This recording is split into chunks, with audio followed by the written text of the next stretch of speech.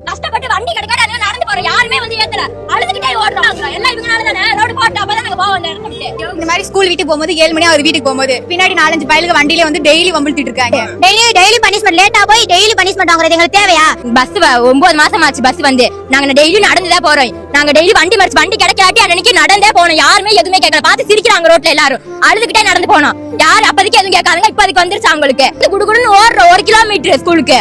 நாங்களுக்கு 8 மணிக்கு ஒரு பஸ் விடணும். ரோடு சீக்கிரம் போட சொல்லுங்க. எல்லா ஸ்டூடண்ட்ஸ் டெய்லி நடந்துதான் போறோம். எல்லாமே போராடிட்டு தான் எல்லாம் சொல்யூஷன். அப்புறம் எதுக்கு நாங்களா இருக்கிறோம்? மாணவர்களுக்கு உங்களுக்கு என்ன இருக்குது? ஒண்ணுமே இல்ல. 18 வயசு ஆனா ஓட்டு போடுறதுக்கு மட்டும் வந்துறாங்க வீட தேடி.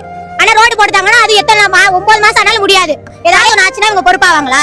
அப்படி ஒரு பொண்ணு அது மாதிரி தான் போயிட்டு பழையாளத்துல இருந்து வந்துட்டு ஆக்சிடென்ட் ஆகி அந்த பொண்ணு இறந்தே போயிருச்சு. அவங்க அப்பாவும் இறந்து போயிட்டாங்க. அவங்களுக்காண்டி என்ன செய்ய முடியும்?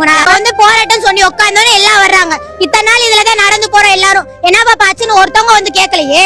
தென்னந்தோப்பு இருக்கிறனால எல்லாம் சரக்கு வாங்கிட்டு வந்து அங்கிட்ட வச்சு அடிக்கிறாங்க, வம்புழுக்குறாங்க. அதுல நடந்து வரும்போது நாங்க மட்டும் தான் நடந்து போறோம். பின்னாடி யாரும் துணைக்கும் வரதும் இல்லைங்க. பின்னாடி வந்து அதனால எங்களுக்கு பஸ் வேணும். ரோடு எங்களுக்கு சீக்கிரமா போட்டு தரணும். 8:30 ஒரு பஸ் வரணும்.